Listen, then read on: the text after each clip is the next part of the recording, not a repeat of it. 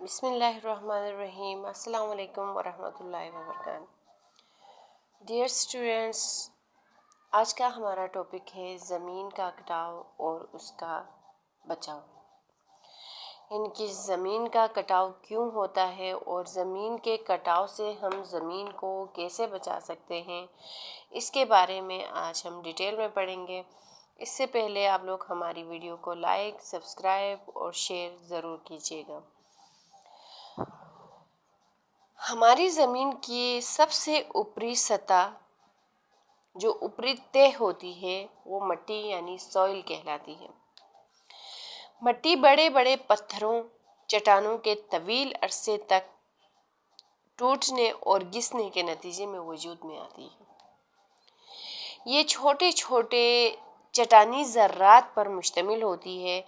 ذرات کی جسامت کے لحاظ سے مٹی 3 اقسام میں تقسیم ہوتی ہے، یعنی کہ مٹی کو 3 اقسام میں تقسیم کیا جاتا ہے، جس میں سب سے پہلے ہے کلے یعنی چکنی مٹی، دوسرا ہے سلٹ یعنی گاد، اور تیسرا ہے سینڈ یعنی ریت۔ چکنی مٹی یعنی کلے بہت ہی باریک ذرات پر مشتمل ہوتی ہے۔ ذرات کے درمیان فاصلہ بہت کم ہوتا ہے،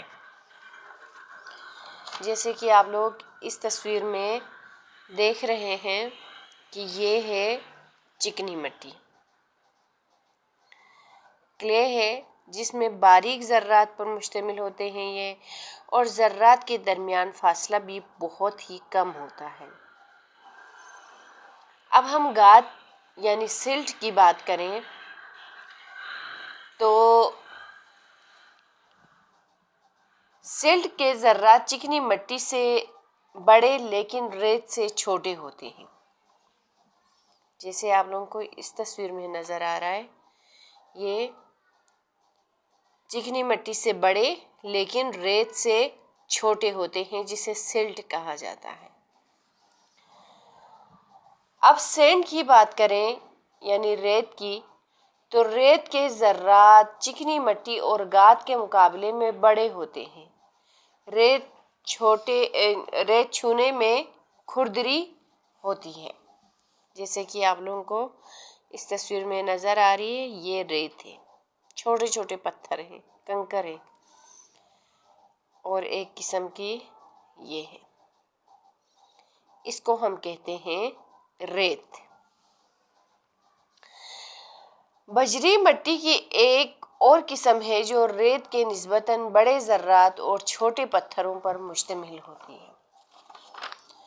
زمین پر موجود مٹی کا مشاہدہ یعنی کہ آبزرویشن کرنے سے یہ پتہ چلتا ہے کہ مٹی بہت سی تہوں پر مشتمل ہوتی ہے، جو چند انچ سے لے کر کئی فٹ تک موٹی ہو سکتی ہیں۔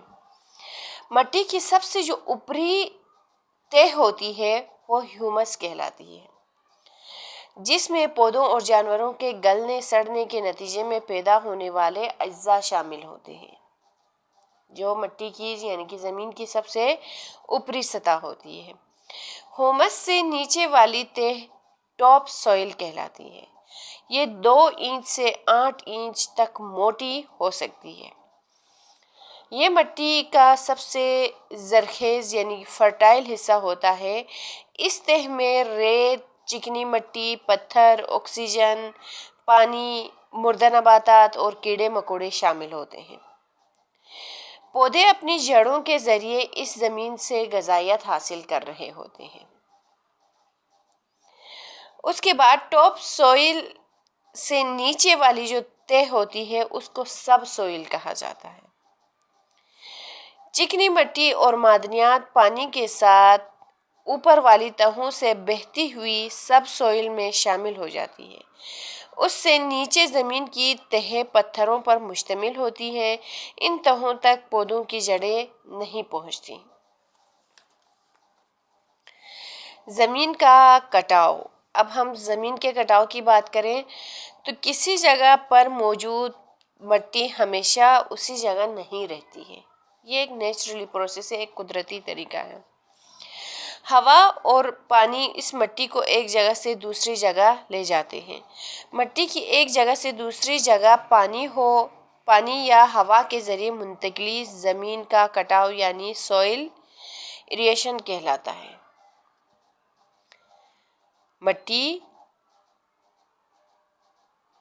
کی ایک جگہ سے دوسری جگہ پانی یا ہوا کے ذریعے منتقل ہونا زمین کا کٹاؤ کہلاتا ہے۔ پانی کے ذریعے زمین کا کٹاؤ کیسے ہوتا ہے؟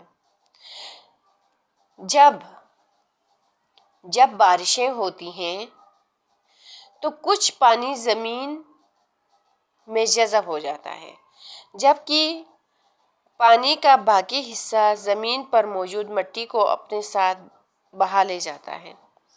اس طرح یہ پانی زمین کے کٹاؤ کا سبب بنتا ہے۔ پانی کا بہاؤ جس قدر تیز ہوتا ہے اسی شدت سے زمین کا کٹاؤ ہوتا ہے۔ جس طرح آپ لوگ اس تصویر میں دیکھ رہے ہیں تو یہاں پر زمین نے بارش کا جو پانی ہوتا ہے اس کو جذب کر لیا ہے، جبکہ پانی کا جو باقی حصہ جب زمین اپنے اندر جتنا سما سکتی ہے، پانی جتنا جذب کر سکتی ہے کر لیا، اس کے بعد جو زمین پر پانی ہوتا ہے وہ مٹی کو اپنے ساتھ بہا لے جاتا ہے۔ اس طرح یہ زمین کا کٹاؤ ہو رہا ہوتا ہے۔ پہاڑی علاقوں میں پانی کا بہاؤ سلوپ کی موجودگی کی وجہ سے مزید تیز ہو جاتا ہے۔ اس طرح مٹی پانی کے ساتھ بہتی ہوئی دریاؤں میں پہنچ جاتی ہے۔ دریاؤں کے کناروں کی مٹی بھی دریا میں شامل ہوتی رہتی ہے۔ سرد علاقوں میں پانی چٹانوں کے درمیان شگافوں میں سما جاتا ہے۔ درجہ حرارت انتہائی کم ہونے کی صورت میں چٹانوں کے اندر موجود پانی جم کر پھیل جاتا ہے۔ اس طرح یہ جمع ہوا پانی چٹانوں کی ٹوٹ پھوٹ کا سبب بنتا ہے۔ جیسے کہ آپ لوگوں کو یہ نظر آ رہا ہے، یہ ایک چٹان ہے، اس کے اندر پانی جم کر پھیل گیا ہے۔ اس طرح یہ جمع ہوا پانی چٹانوں کی ٹوٹ پھوٹ کا سبب بنتا ہے، اس سے یہ چٹانیں ٹوٹ پھوٹ کا شکار ہو جاتی ہیں۔ ڈیئرز، کیا آپ جانتے ہیں کہ قدرتی حالات میں 1 انچ زمین کی بالائی تہہ یعنی جو ٹاپ سوئل ہوتی ہے اس کے بننے میں تقریباً 500 سال کا عرصہ درکار ہوتا ہے۔ یعنی کہ ٹاپ سوئل بننے کے لیے 500 سال کا عرصہ لگتا ہے، ٹائم لگتا ہے۔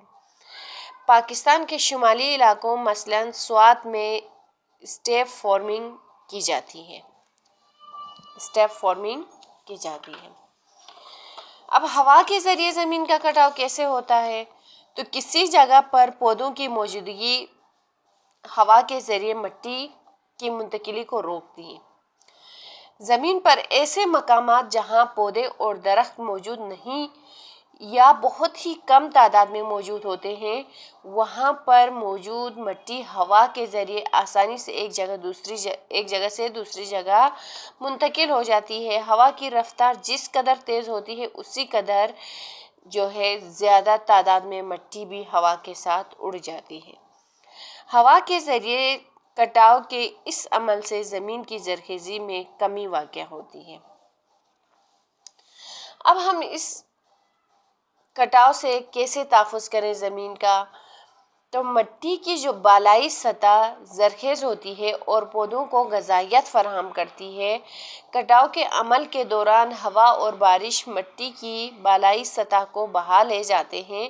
اس مٹی کے بہہ جانے سے زمین کی زرخیزی کم ہو جاتی ہے۔ یوں مٹی میں فصل کی بہتر نشو و نما کی صلاحیت کم ہوتی جاتی ہے۔ کٹاؤ کے عمل کو سست کرنے میں درخت بہت ہی اہم کردار ادا کرتے ہیں۔ درختوں کی لمبی جڑیں مٹی کو بہنے سے روکتی ہیں۔ گھاس بھی کٹاؤ کے عمل کو سست رفتار بنا دیتا ہے۔ تو ہمیں زیادہ سے زیادہ پودے، درخت وغیرہ لگانے چاہیے جس سے ہماری زمین کٹاؤ سے بچ سکے۔ کاشتکار کٹاؤ کے عمل سے تحفظ کے لیے 3 طریقے استعمال کرتے ہیں، جس میں سب سے پہلا ہے बचाव फसल यानी कवर क्रॉप, दूसरा है स्टेप फार्मिंग और तीसरा है पुश्ते यानी कि एम्बैंकमेंट। बचाव फसल, इसका क्या मतलब है? फसल कटने के बाद जमीन के कटाव का अमल शुरू हो जाता है। ऐसा इसलिए होता है क्योंकि मिट्टी पर पौधों की हिफाजती तह नहीं रहती, इसलिए हवा और पानी मिट्टी को आसानी से अपने साथ बहा ले जाते हैं। इस अमल को रोकने के लिए काश्तकार जमीन के ऊपर सूखे हुए पौधों की तह बिछा देते हैं। अक्सर इस खाली जमीन पर घास भी उगाई जाती है। इसके अलावा खेतों के इर्द गिर्द दरख्त और झाड़ियां भी उगाई जाती हैं जो हवा के जरिए होने वाले कटाव के अमल से जमीन की हिफाजत करती हैं। यानी कि जो मिट्टी उड़ती है वो दरख्त और पौधों के साथ लग जाती है और वहीं पर रुक जाती है। उसके अलावा स्टेप फार्मिंग में पहाड़ी इलाकों में ज़मीनी कटाव से बचने के लिए पहाड़ के ढलान को काट कर सीढ़ी नुमा बनाया जाता है, जिस तरह आप लोगों को इस तस्वीर में नज़र आता है। इस तरह ये ज़मीन को काट कर सीढ़ी नुमा बना दिया जाता है। इस तरह बहते पानी की रफ्तार में कमी आ जाती है। हवा के ज़रिए उड़ने वाली मिट्टी भी दूर जाने के बजाय ढलान के निचले हिस्से पर मुंतकिल हो जाती है। यूं ये तरीका कटाव के अमल को सुस्त करता है। इससे ज़मीन का कटाव जो है कम हो जाता है। अब तीसरा पॉइंट पुश्ते की बात करें तो सैलाबी पानी ज़मीन की सतह पर मौजूद जरखेज़ मिट्टी को अपने साथ बहा ले जाता है। इस तरह ज़मीन बंजर हो जाती है। पानी के कटाव के अमल से बचने के लिए दरियाओं के किनारों पर मौजूद पुश्ते बनाए जाते हैं। ये पुश्ते सैलाब से बचाव के लिए करामत साबित होते हैं। उसके अलावा ये दरियाओं के किनारों पर मौजूद मिट्टी की भी हिफाजत करती हैं। ये जो आप लोगों को तस्वीर में नज़र आ रहा है ये है पुश्ते, इनको कहा जाता है पुश्ते, जिसमें मिट्टी जम जाती है। तो डियर्स, आज का हमारा टॉपिक यहीं तक कंप्लीट हुआ चाहता है। कल एक नई वीडियो के साथ आपके सामने फिर से हाजिर होंगे। हमारी वीडियो को पूरी देखिएगा और ज़्यादा से ज़्यादा शेयर करने की कोशिश कीजिएगा और रमज़ानुल मुबारक में अपनी मखसूस दुआओं में हमें भी ज़रूर याद कीजिएगा। इसी के साथ चाहते हैं आपसे इजाज़त। अल्लाह हाफ़िज़।